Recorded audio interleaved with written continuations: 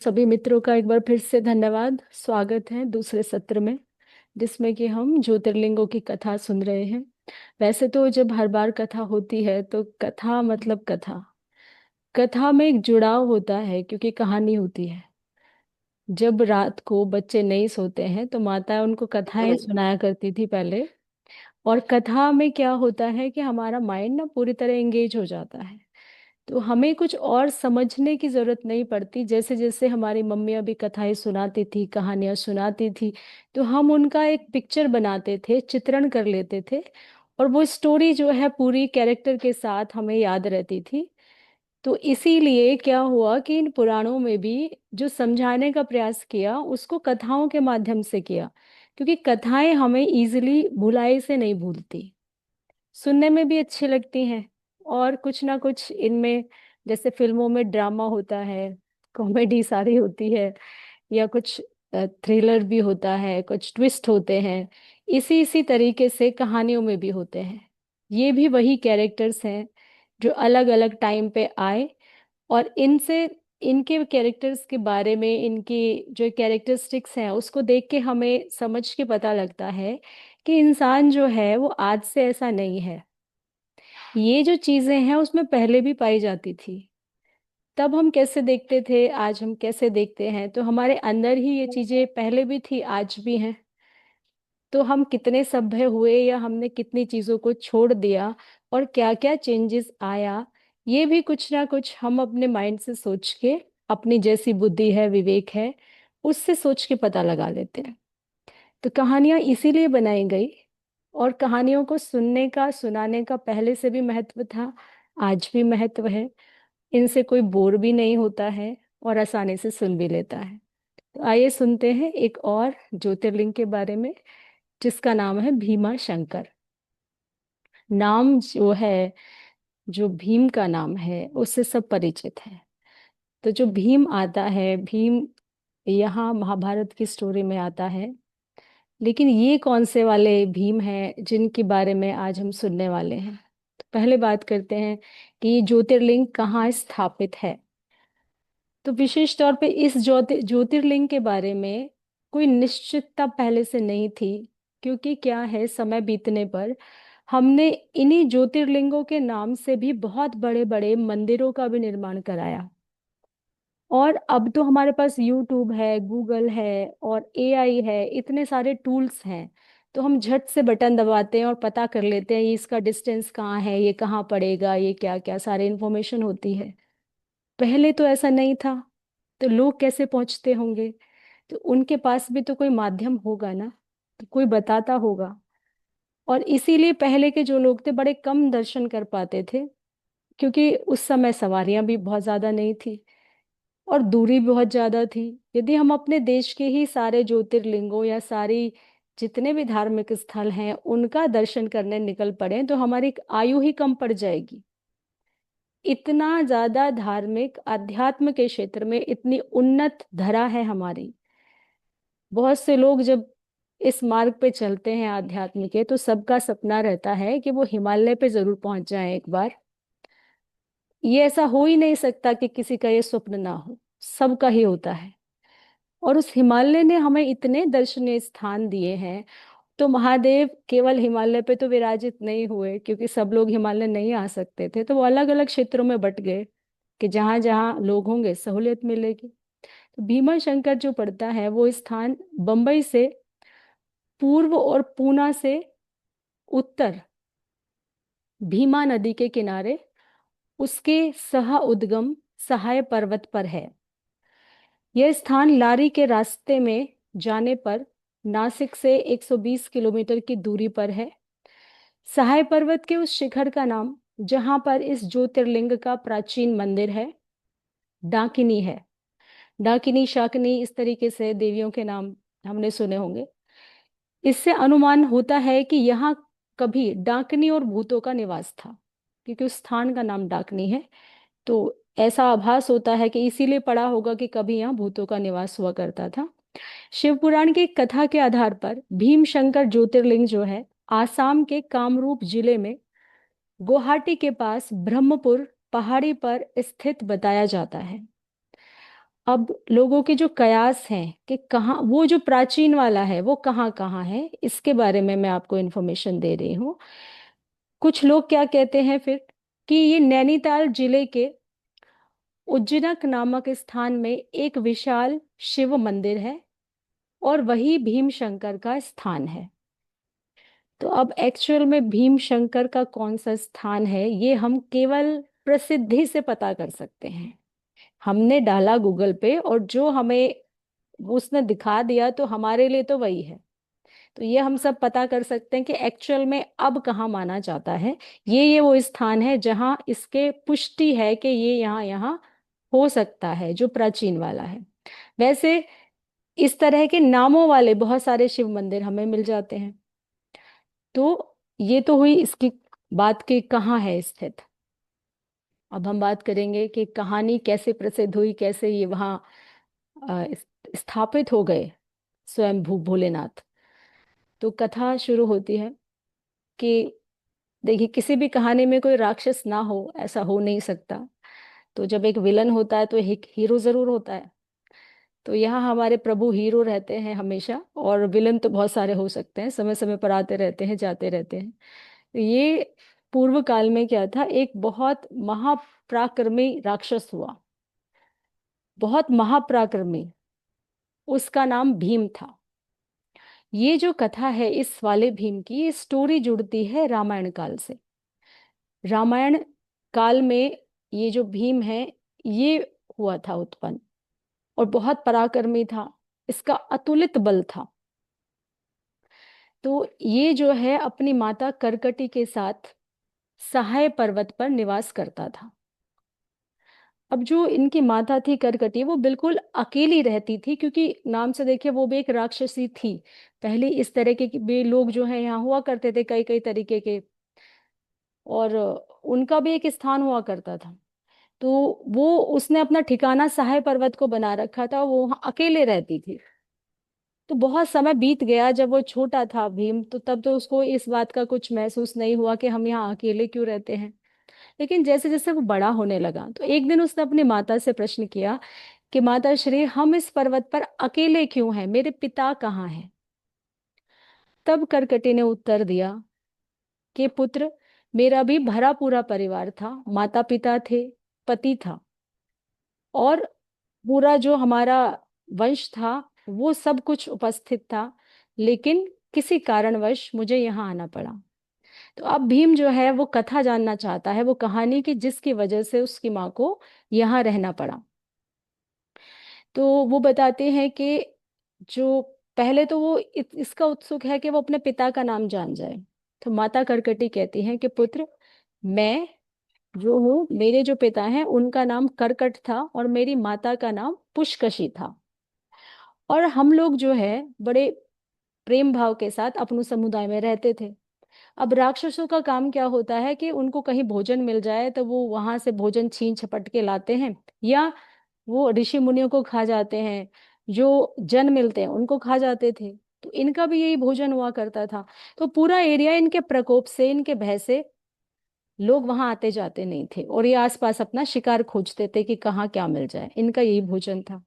तो एक दिन इनकी जो माता है करकटी की, पुष्कशी, और जो पिता है करकट, वो दोनों जो है एक मुनि के आश्रम में भोजन की तलाश में जाते हैं।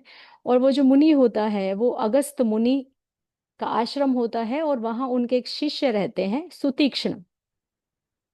जो सुतीक्ष्ण है वो अगस्त मुनि के शिष्य हैं और बहुत तेज प्रतापवान हैं। उनके पास अनेक सिद्धियां हैं और उनका तेज चहुं दिशाओं में इस समय फैल रहा है। लेकिन वो दोनों भूखे हैं।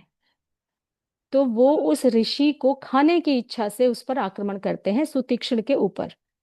अब वो जिस तरीके से ये आक्रमण होता है, जब वो ध्यान की अवस्था में बैठे होते हैं तो उन्हें भनक लग जाती है और वो उनसे युद्ध करते हैं। युद्ध करने के पश्चात वो उन्हें मौका देते हैं कि मैं नहीं चाहता मेरे हाथों तुम्हारा वध हो, तो तुम भाग जाओ। लेकिन वो इतने भूखे रहते हैं कि वो कहते हैं कि नहीं, बिना अपना भोजन किए हम नहीं जाएंगे। तो इस तरीके से सुतीक्ष्ण को क्रोध आ जाता है और उन दोनों को वो भस्म कर देते हैं। तो अब ये जो करकटी के माता पिता हैं इस तरीके से अगस्त मुनि के शिष्य के द्वारा भस्म हो गए। तो ये जो करकटी है वो अकेली पड़ गई, अब ये अकेली हो गई। इसका एक पति भी था, तो इसका विवाह हो चुका था, और इसका जो पति था उसको भी, जब एक बार राम वन से गुजरते हैं तो किसी कारणवश वो बहुत सारे राक्षसों का वध करते हुए जाते हैं, ये कथा हम सुनते हैं। तो उन्हीं में इसका पति भी मारा जाता है। अब तो ये बिल्कुल ही अकेली हो गई। अब इसके जो समुदाय वाले हैं उनका भी कुछ पता ठिकाना कुछ भी नहीं रहा, और इसने जान बचा के ये भागी।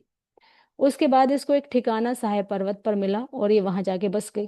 तो इसने अपनी कहानी अपने पुत्र को बताई। अब ये कहानी तो ये समझ गया कि अकेले होने की वजह से, फिर इसने पूछा तो फिर मेरे पिता कौन है। तो ये सोच रहा था कि वो जो मारे गए वही मेरे पिता थे, पर स्टोरी ऐसी नहीं थी, कहानी में कुछ और भी था। अब करकटी कहती है कि पुत्र, ये बात मैं तुम्हें बताना नहीं चाहती थी, लेकिन अब समय भी आ चुका है तो मुझे बताना होगा। अब वो कहती है कि जो रावण है, लंका का जो अधिपति है रावण, उसका छोटा भाई जो कुंभकर्ण है, वो क्या करता था। कुंभकर्ण के बारे में हम जानते हैं कि 6 महीने वो सोता था, 6 महीने जागता था। तो इसी तरह की उसकी अवस्था थी। तो एक बार जब वो जागता था तो वो भ्रमण करता था, खाता पीता था, क्योंकि उसको वही समय मिलता था, उसमें जो कुछ उसे करना होता था वो सब करता था। ऐसे ही वो विचरण करता हुआ इस सहाय पर्वत पर पहुंच गया। उसने करकटी को देखा। करकटी विधवा थी, परंतु वो अकेली रहती थी और राक्षसी थी, तो इस कारणवश कुंभकर्ण ने उसके साथ दुराचार किया और उसके साथ रहना शुरू कर दिया। शुरू में करकटी की इसमें कोई सहमति नहीं थी, लेकिन राक्षस जो होते हैं वो इसी तरह का व्यवहार करते हैं। तो क्या हुआ कि उस जो उनका साथ रहना था उससे जो है इस पुत्र की उत्पत्ति हुई, जिसको कि भीम कहा गया। तो ये जो भीम था ये किसका पुत्र हुआ? ये कुंभकर्ण का पुत्र था, और उसी के समान बलशाली था। उसके तो जो बल है उसको भी वरदान प्राप्त था ब्रह्मा जी का, तो उसमें भी वही सब गुण आए, और वो इतना शक्तिशाली हो गया कि आसपास का पूरा इलाका उससे डरता था, कांपता था। अब वो जान चुका था कि तेरे पिता कौन है। तो उसको इस बात पे भी घमंड और अभिमान हो गया कि मैं इतने बलशाली पिता का पुत्र हूं और यहाँ क्यों पड़ा हुआ हूँ। अब वो अपने घर वापस जाने की जिद करता है कि मुझे मेरे वंश परंपरा का पता चल गया तो मैं वापस जाऊंगा। तो करकटी उसे रोकती है कि अब जाने का कोई फायदा नहीं है। जब वो पूछता है तो बताती है कि कारण ऐसा है कि जिस विष्णु ने और उसके जो वो होते हैं भक्त, उन्होंने मेरे माता पिता को मार दिया, मेरे पिता की हत्या कर दी, और उसी के द्वारा रावण का संपूर्ण कुल नष्ट हो गया। तो अब जाके तू करेगा क्या? क्योंकि ये कहानी कब की है, जब वो लंका पे चढ़ाई कर लेते हैं, युद्ध हो जाता है और सब मारे जाते हैं रावण के परिवार के। उसके बाद ये भीम पूछ रहा है ये बात। तो तब तक तो उनका पूरा कुनबा नष्ट हो चुका है। तब वो बताती है कि अब तो वहां स्थिति ऐसी है, तो अब जाके क्या करेगा। तो जब उसको अब ये सब दुर्दशा पता चलती है, तो वो कहता है कि अब तो वो जो हरि है उसके हाथों से ही मेरा सारा कुटुंब मारा गया है। जो पूर्व वाले पिता थे वो भी मारे गए, जो कुंभकर्ण है वो मारा गया, मेघनाद मारा गया, सारा उसका कुनबा मारा गया, और इसके बाद नाना नानी मारे गए, तो मेरी माता का जो दुख का कारण है वो तो हरि है। अब उसको ये बात बहुत चुभ जाती है भीम को। वो सोचता है कि अब तो मुझे हरि से ही बदला लेना है, क्योंकि सारी जो जड़ है वो हरि ही है। अब वो बैर बांध लेता है नारायण से इस बात पे। तो जब वो बैर बांध लेता है तो शक्तिशाली वो पहले से होता है, अब उसको एक लक्ष्य प्राप्त हो गया। क्योंकि कहते हैं कि जब किसी को अपना कुछ दिख जाए आगे तो उसके लिए कोशिश करता है। अब तक उसके पास कोई लक्ष्य नहीं था, लेकिन आज उसके पास एक लक्ष्य हो गया, तो उसने उस लक्ष्य की पूर्ति के लिए क्या किया। उसने ब्रह्मा ब्रह्मा जी की तपस्या शुरू की, और 1000 वर्षों तक उसने घोर तपस्या की ब्रह्मा जी की। 1000 वर्ष की अगर तपस्या है तो समझिए उस समय आयु कितनी होती होगी। पोते पड़पोते उनके पोते कितनी सारे वंश बेल आगे चलती थी, और तब भी वो लोग जिंदा रहते थे। 1000 वर्ष हो गए। 1000 वर्ष के बाद जब उसकी घोर तपस्या हुई, ब्रह्मा जी प्रसन्न हुए, उन्होंने कहा कि अब वर मांग लो। अब जैसे राक्षस वर मांगते हैं, उसने भी वैसा ही मांगा। उसने कहा भाई मेरे को इतना शक्तिशाली बना दो, आसपास कोई भी मुझे ना युद्ध में हरा सके ना मेरे बल में हरा सके, मैं जीतता ही चला जाऊं, जो भी मेरे रास्ते में आए वो सब नष्ट हो जाए और मैं उस पर अधिकार स्थापित कर लूं। तो वो इतना बलशाली हो गया, एक तो पहले से था, ऊपर से उसको वर मिल गया। अब जैसे उसको वर प्राप्त हुई, तो इसने सबसे पहले इंद्र का सिंहासन हिला दिया। क्योंकि जब भी किसी राक्षस को वर मिल जाता है तो पहले इंद्र की तरफ देखता है, और इंद्र को घबराहट होने लगती है कि अब तो मेरा सिंहासन चला जाएगा। ऐसी ही कहानी यहाँ घटी। अब वो इंद्र थर थर कांपने लगा, ये भीम इतना बलशाली हो गया, इसको करने के लिए क्या युक्ति करूं। उसने अपने सारे तिगड़म भिड़ाए, कुछ नहीं हुआ।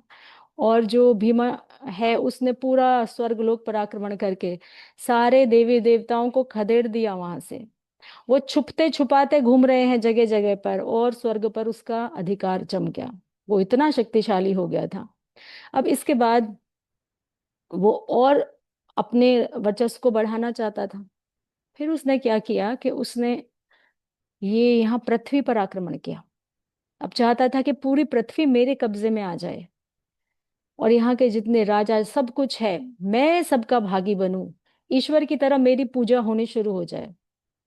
अब ये जो पृथ्वी है ना, ये बड़ा वैसा प्लेनेट है। देखिए, इस पे सब कहते हैं कि हम यहाँ सीखने आते हैं, सीखने आते हैं। देवी देवता भी यहाँ सीखने आते हैं। किसी को श्राप मिल जाता है, कोई नाग बन के आ जाता है, कोई बंदर बन के आ जाता है, कोई इंसान के रूप में आ जाता है, सब सीखने आते हैं। तो एक पाठशाला है। अब इस पाठशाला को जीतना बड़ा मुश्किल है, क्यों सारी घटनाएं यहीं घटती हैं। स्वर्ग तो उसने जीत लिया, लेकिन देखिए पृथ्वी नहीं जीत पाएगा। कैसी बात है। तो अब ये यहाँ पे जब आक्रमण करता है तो बहुत सारे राजाओं को जीत लेता है। ये इसकी सेना इतनी विशाल हो जाती है कि जिधर भी निकल जाता है उधर ही रास्ता साफ हो जाता है। कोई पशु पक्षी पौधा कुछ उस स्थान पर कुछ नहीं बचता, बिल्कुल साफ। अब इसी तरीके से ये राजाओं पे आक्रमण करता हुआ घूम रहा था। तो एक देश पड़ता था कामरूप, भारत में। तो उस समय जो कामरूप के राजा थे वो सुदक्षिण थे। सुदक्षिण जो थे शिव के भक्त थे, बड़े पराक्रमी थे, बहुत उनका नाम था। लेकिन भीम के आगे सब फेल था, क्योंकि उस समय इसके सामने कोई डट नहीं सकता था। अब उसकी जो सेना है एकदम चढ़ाई करती हुई आने लगी, और सुदक्षिण को इतना भी समय नहीं मिला कि वो अपने पूरी राज्य की व्यवस्था करता, सैनिकों को कुछ कहता, अपनी सीमाओं की सुरक्षा करता। उसको कुछ इतना समय नहीं दिया गया। अब वो भागने लगा। वो शिवालय पहुंचा जाकर और हाथ जोड़ने लगा कि अब मैं क्या करूं। अब मैं चारों तरफ से घिर चुका हूं, और वो जो राक्षस है मेरी प्रजा को खा जाएगा। ऐसा इस तरीके से जो है कभी ऐसा नहीं हुआ, रक्षा करो। उधर सारे ऋषिगण उसकी शरण में आने लगे, क्योंकि राजा था, कि हमारी रक्षा करो, धर्म नष्ट हो जाएगा। ये सब होने लगा। तो अब सुदीक्षण जो है वो बच नहीं पाया, और जो भीम है, भीम की सेना ने उसको घेर लिया। उसको घेर लिया तो उसके राज्य पे कब्जा कर लिया। अब हर कहीं राक्षस ही राक्षस थे। लोगों को जेलों में बंद कर दिया गया, और इसी तरह जो है राजा सुदक्षिण को भी पकड़ के उसको कैद कर लिया गया। उसको कैद करके उसके पैरों में बेड़ियां डाल दी गई, हाथों को बांध दिया गया। उसकी पत्नी को भी उसके साथ कारागार में डाल दिया गया। उसकी बड़ी दुर्दशा कर दी उन्होंने। काफी समय तक भोजन नहीं दिया। वो बहुत बहुत कमजोर हो चुका था। अब इसके पश्चात वो अपनी मनमानी कर रहा था। सारी तरफ उसने हाहाकार मचा दिया था। अब ऋषिगण देवतागण सब परेशान थे, किसी को कहीं छुपने की जगह नहीं थी। इतना उसने उत्पाद कर दिया। कोई देवताओं की पूजा करे तो कैसे, क्योंकि वो भी दर बदर घूम रहे हैं। इंद्र का सिंहासन छीन लिया गया है, वायुदेव अग्निदेव सब उसके इशारों पे काम हो रहा है। लेकिन जो बड़ी शक्तियां हैं, हमेशा उन्हीं की याद आती है जब ये छोटी शक्तियां काम नहीं कर पाती। अब क्या होता है कि जो राजा सुदीक्षण है, उसको जब पूरी तरह से उन्होंने कहा कि इसको एकांतवास में डाल दो, और इससे ना कोई मिले ना कुछ हो, बस इसको एक समय का भोजन दे दिया करो। अब उसकी जो है शिफ्टिंग, उसको कर शिफ्ट कर दिया दूसरे कारागार में। वहां वो बिल्कुल एकांत में था, उसकी पत्नी और वो। तब वो उसने सोचा कि अब तो पूरा राज्य हो ही गया है, अब तो एक ही उपाय है, या तो मैं यहाँ इस एकांतवास में शिव की आराधना करूँ तो कुछ हो सकता है, नहीं तो मेरा तो जीवन पूरा यहीं चला जाएगा। अब उन दोनों पति पत्नी ने जो है व्रत धारण कर लिया वहां, कि मरना तो तब भी है पर एक कोशिश, आखिरी कोशिश करते हैं। और वहां उन्होंने कुछ सहयोग से एक छोटी सी शिवलिंग की मूर्ति की स्थापना कर ली अपने उस स्थान पर। और वहां वो अपने मनोभाव से जो कुछ उनसे हो पाता उससे उस शिवलिंग की आराधना करते और रोज पूजा पाठ किया करते। पहले से तो वो शिव भक्त थे ही, लेकिन अब और ज्यादा उनका मन, क्योंकि कोई काम था नहीं और दोनों पति पत्नी थे, तो जो संयुक्त शक्ति मिलती है तो असर भी बहुत शीघ्रता से होता है। अब वो दोनों इस तरह से करने लगे, वो पूरा पूरा दिन जो है ध्यान साधना में निकल जाता। एक समय का भोजन मिलता, कभी कभी वो दोनों पत्नी उसको भी खाना भूल जाते हैं। पूरी सात्विक भाव से पूरे मन लगाकर वो शिव के प्रति समर्पित हो चुके थे। अब काफी समय गुजर जाने के बाद जो राक्षस हैं उन पर दृष्टि रखते ही थे। एक बार एक राक्षस को ऐसा शक होने लगा कि ये तो राजा लगता है कोई अनुष्ठान कर रहा है, और इस अनुष्ठान को करने से जो हमारा जो राजा है, जो भीमासुर है, उसको मृत्यु हो सकती है, उसके ऊपर कोई कष्ट आ सकता है। लग रहा है ये उसकी मृत्यु के लिए ये अनुष्ठान कर रहा है, तो मुझे ये सूचना जाके देनी चाहिए। तो उसकी पत्नी होती है राजवल्लभा। तो राजवल्लभा कहती है, जो राजा की पत्नी होती है, कि महाराज, हमें लगता है कि ये सूचना उस तक पहुंच जाएगी और वो तो हमारा शिवलिंग भी नष्ट भ्रष्ट कर देगा, और हो सकता है हम में से किसी को क्षति भी पहुंचा दे। अब हम क्या करेंगे? तो राजा कहता है कि इस शरीर का भान मत कर, ये तो आएगा और जाएगा, ये तो अब है कल नहीं रहेगा। तू पूरी तन्मयता के साथ शिवमय हो जा, अब छोड़ दे सब कुछ। हम तो तब भी यही बंद है, तब भी यही बंद है, अब सिर्फ और सिर्फ उनके चरणों में ही मन लगा, ये सब छोड़ दे, जो होगा होगा, वो ही करेंगे। तो वो पूरा समर्पित हो गए इस समय। अब क्या होता है कि ये जो ऋषिगण हैं, ये बड़े चिंतित हैं, सारे लोकों में घूम रहे हैं। देवताओं के जो बृहस्पति हैं, उनके जो गुरु हैं, वो घूम रहे हैं चारों तरफ के किस तरीके से देवताओं को उनका राज्य दिलाया जाए, क्या हो। वो ब्रह्मा जी की शरण में पहुंचते हैं, उधर दूसरी तरफ जो देवताओं का कार्य हो रहा है, सारे ऋषिगण मिलके, और कहते हैं कि प्रभु युक्ति सुझाइए, अब तो बहुत समय हो गया, कोई उपाय नहीं सूझ के दे रहा है। तो उनको कहते हैं कि ये मेरे बस की बात नहीं है, तुम शिव की शरण में जाओ, वहां से कोई उपाय मिले तो ठीक है, नहीं तो समय के साथ इसका भी कोई उपाय हो जाएगा। अब सबके सब ऋषिगण भगवान भोलेनाथ की शरण में गए। वहां उन्होंने पूजा अर्चना शुरू कर दी, बहुत आराधना की, मनाया।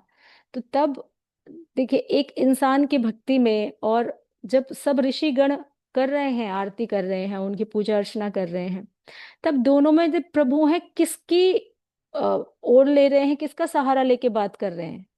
तो ऋषिगणों को नहीं कहते कुछ, ऋषिगणों से कहते हैं कि ठीक है, जो होगा मैं उपाय करूंगा, लेकिन तुम्हें मेरा एक काम करना पड़ेगा। मेरा एक शिव भक्त है, राजा सुदक्षिण, जो कि उस अपनी पत्नी के साथ इतने कष्टों के होने के बाद मेरी आराधना में संलग्न है। पहले जाके उसे धीरज बंधा के आओ कि प्रभु तुम्हारी सुन रहे हैं, तुम्हारे राज्य की रक्षा करेंगे, तभी मैं तुम्हारा कोई कार्य करूंगा। तो एक मनुष्य की प्रार्थना का असर देखिए यहाँ, कि क्या है, एक एक मनुष्य है, एक तरफ जो है देवताओं के वो हैं गुरु। तो पहले कह रहे हैं कि पहले उसको जाके धीरज बंधा के आओ, तब मैं कोई सहायता करूंगा। अब सारे ऋषिगण जो है वहां उस कारावास में प्रकट हो जाते हैं, जहां सुदीक्षण इस समय पत्नी के साथ बंद है, क्योंकि उस पे आक्रमण होने वाला है। उसकी सूचना पहुंच गई है वहां भीम के पास, कि ये जो तुम्हारी मृत्यु के लिए यज्ञ वो कर रहा है, ये कुछ अनुष्ठान, जो राजा है। तो ये सूचना भीम के पास पहुंच गई, वो उधर से आ रहा है भागा भागा मारने के लिए, और इधर पहले ऋषिगण पहुंच गए। और ऋषिगण कहते हैं कि हे राजा, आप जैसे शिव भक्त इस पृथ्वी पर बिरले ही जन्म लेते हैं, और आप ही वो कारण, आप ही वो माध्यम है जिनके माध्यम से कि देवताओं के राजा इंद्र को भी अपना राज्य वापस मिलेगा। तो प्रभु ने पहले आपकी शरण में जाने को कहा है। तो प्रभु का ऐसा वचन है कि आपके राज्य की रक्षा होगी और आपकी भी रक्षा होगी, इसलिए आप आतुर ना हो और सब कुछ त्याग कर उन्हीं की शरण में हो जाए। अब कुछ नहीं सोचना, बस उनके ध्यान में मग्न हो जाओ, इतना करना है। तो उनके आज्ञा से अब उनको धीरज मिलता है कुछ, कि हाँ अब कुछ होने वाला है, क्योंकि वो बहुत दुखी हैं बहुत समय से। तो वो दोनों पति पत्नी पूरी तरीके से अब ध्यान मग्न हो जाते हैं। अब उधर जैसे भीमा शंकर को पता चला ये बात, पहले उसका नाम भीम ही होता है, शंकर तो बाद में लगता है उसके नाम के साथ। तो ये वहां पहुंच जाते हैं, और ये जो सूचना जब राजा को सुना के ऋषिगण वापस लौट जाते हैं, इधर भीमा शंकर भीम पहुंच जाता है और राजा को कहता है, देखता है वो कि अरे इसने तो शिवलिंग रखा है, इसके पास शिवलिंग कहाँ से आया, थोड़े से फूल पत्ते भी रखे थे, ये कहाँ से आए। तो उसका जो शक है बढ़ जाता है कि जरूर ये कुछ मेरी मृत्यु के लिए उपाय कर रहा है। पहले तो वो शिवलिंग को फेंक देता है उठा के, फिर जो है उनको बहुत मारता है दोनों को, और फिर अपनी तलवार निकाल लेता है। तो जो राक्षस है, जब ये समाचार उसको, राजा की जो पत्नी है उसको प्राप्त होता है, राजा को ये भान होता है कि अब मरने ही वाले हो, तो ध्यान मग्न तो उसी के ही है। अब इतने में ही वो तलवार लगने नहीं पाती है उनके, शिव प्रकट होते हैं उस स्थान पर। तो ये जो वहां पे राजा को बहुत दुर्वचन वो बोल रहा है, गालियां दे रहा है और तरह तरह की बात कर रहा है, तो वो जो है जब प्रकट हो जाते हैं, तो प्रकट होने के बाद वो उसके तलवार जो है उसके दो टुकड़े कर देते हैं, भीम की तलवार के। और उसको कहते हैं कि मैं तुझे एक और मौका देता हूँ सुधरने का, अगर तू सुधर जाए तो मैं फिर भी तुझे मौका देता हूँ। ये कहानी में हम कई बार पढ़ते हैं कि जब किसी राक्षस का वध भी प्रभु के हाथों से हो जाता है ना, तो उस वो भी मुक्त हो जाता है। तो कई बार तो हमारे यहाँ ऐसे ऐसे राक्षस हुए जिन्होंने जानबूझ के इतना उत्पाद मचाया कि तुम्हारा जो पाप है वो तो इतना बड़ा है कि तो जन्म जन्म भर आराधना करोगे तब भी निकट पाएगा। तो वो क्या करते थे, वो इतना ज्यादा उसमें लिप्त हो जाते थे, भ्रष्टाचार करने में, लोगों को तंग करने में, कि सब अति कर देते थे। लेकिन एक तरह की बुद्धिमानी का परिचय उनका भी था। अति वो इसलिए करते थे कि अब किसी अवतार को आना पड़ेगा, हमारा वध करना पड़ेगा।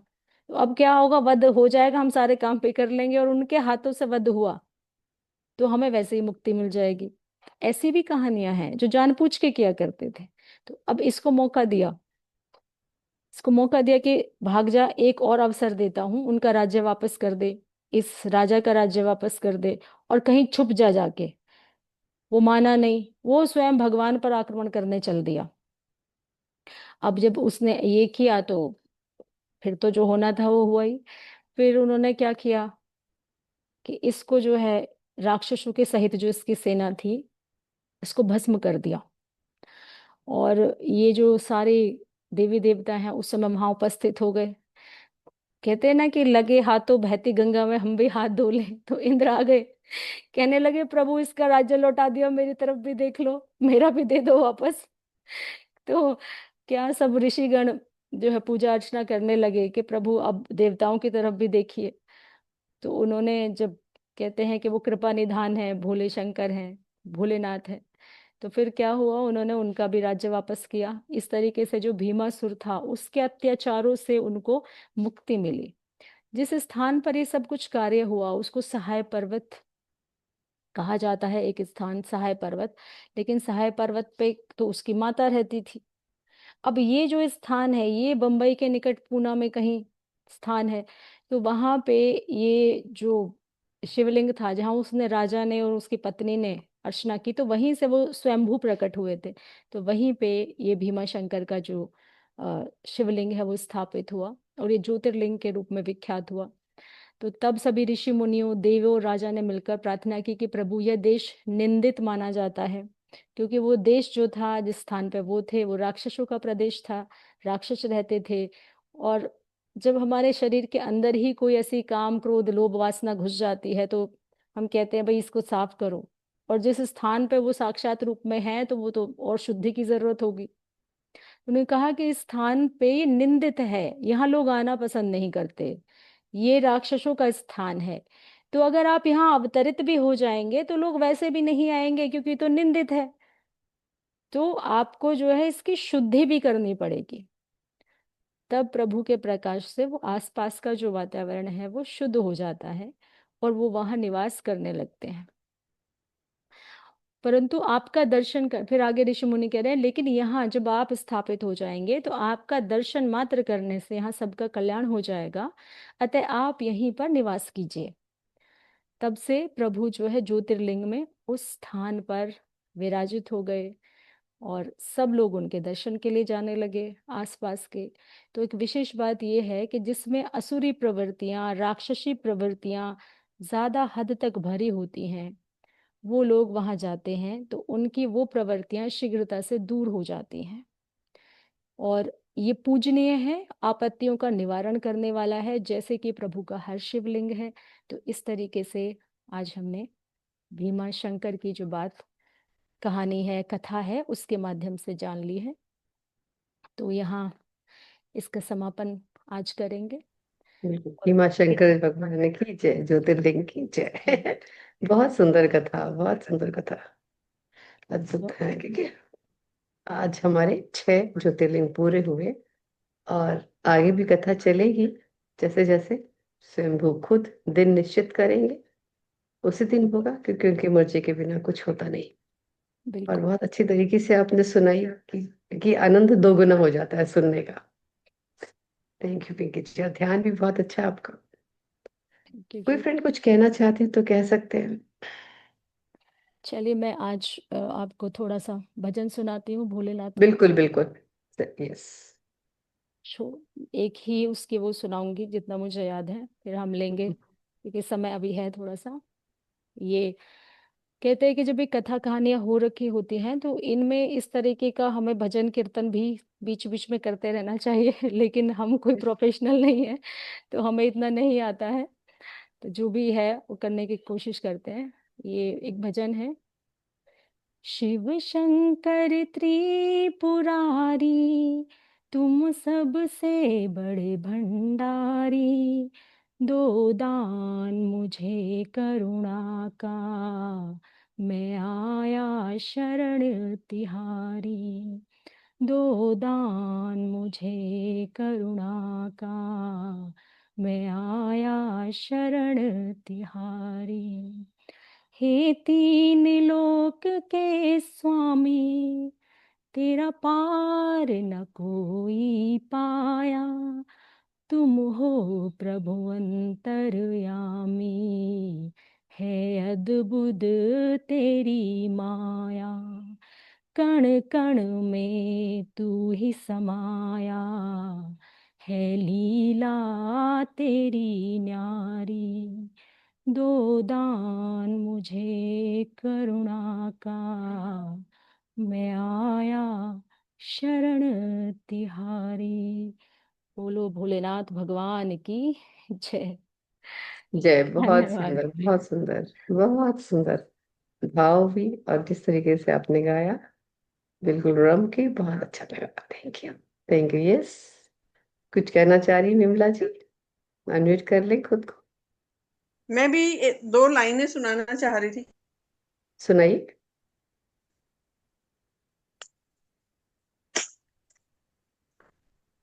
स्वाति खुल नहीं रहा मेरे से। खुला हुआ है, आपकी आवाज खुला आ हुआ है, रही बात करिए, आपकी आवाज आ रही है। गेट नहीं खुल रहा। अच्छा, कुछ हे और। शिव शंकर, हे करुणा कर, सुन लो अर्ज हमारी, भव सागर से पार लगा दो, आए शरण तिहारी। हे शिव शंकर, हे करुणा कर, सुन लो रज हमारी, भव सागर से पार लगा दो, आए शरण तिहारी। कण कण में है वास तुम्हारा, कण कण में है वास तुम्हारा। जय भोले भंडारी, कण कण में है वास तुम्हारा। जय भोले भंडारी, ओम नमः शिवाय, ओम नमः शिवाय, ओम नमः शिवाय, ओम नमः शिवाय, ओम नमः शिवाय, ओम नमः शिवाय। हे शिव शंकर, हे करुणाकर, सुन लो हमारी, भव सागर से पार लगा दो। आए शरण तिहारी, भव सागर से पार लगा दो। आए शरण तिहारी। ओम नमः शिवाय। Thank you, thank you, thank you. ओम नमः शिवाय। बहुत सुंदर, बहुत सुंदर। आ गया। Thank you, thank you. Yes Vibha ji. जी, सभी को बहुत बहुत अभिनंदन। और पिंकी जी, अभिनंदन। आपने बहुत अच्छा ध्यान कराया, बहुत ही अच्छा लग रहा था। बहुत प्रकाश भी, जब आपने कहा तो चारों तरफ प्रकाश भी था। और इसके बाद मतलब मन को बहुत शांति भी लगी। और आपने इतना अच्छा डिटेल में भीमा शंकर जी का वर्णन किया, बहुत अच्छे से। कहने का तरीका, सुनाने का तरीका इतना खूबसूरत है आपका। उसके बाद में इतने खूबसूरत दो भजन आपने और विमला जी ने, बहुत बहुत अच्छा लगा। बहुत अच्छा बना दिया आपने पूरा वातावरण, पूरा बहुत अच्छे से। बहुत अच्छा लगा मन को। थैंक यू बहुत विभा बहुत जी, धन्यवाद। बहुत आपके बहुत आभार आपका। प्यारे प्यारे शब्दों के लिए धन्यवाद। थैंक यू जी। Thank you Vibha ji. Yes Sarla ji. नमस्कार प्रज्ञा जी, और पिंकी जी, आपको प्यार भरा नमस्कार। जी थैंक यू। सभी लोग बोल रहे हैं, मुझे सिर्फ इतना कहना था कि बहुत अच्छा ध्यान आप कराती हैं, और कराया भी आज। और भीमा शंकर जी की जो कथा सुनाई आपने, उसमें पता नहीं, मैंने ऐसे ही देखा था कहीं पर कि उनको मोटेश्वर भी कहा जाता है। ऐसा कुछ है क्या? इस पुस्तक में और नहीं क्यों, लिखा था। हाँ, क्यों कहते हैं ये भी नहीं पता। मतलब मैं ऐसे ही रेफरेंस देखा था, तो मैंने कहा आप शेयर करती हूँ। और आपने जो भजन सुनाया, और खास तौर से बिमला जी ने सुनाया, वाह, इतना भावपूर्ण था बाबा। एकदम वातावरण इस समय ऐसा लग रहा है कि बिल्कुल शिवमय हो गया है। और एकदम अंतर तक जैसे प्रभाव पता चल रहा है। तो बहुत ही आनंदमय हुआ सारा कुछ। और इसलिए आपको बहुत बहुत धन्यवाद और बहुत बहुत आभार। क्यों? Thank you. Thank you, thank you. Yes बहुत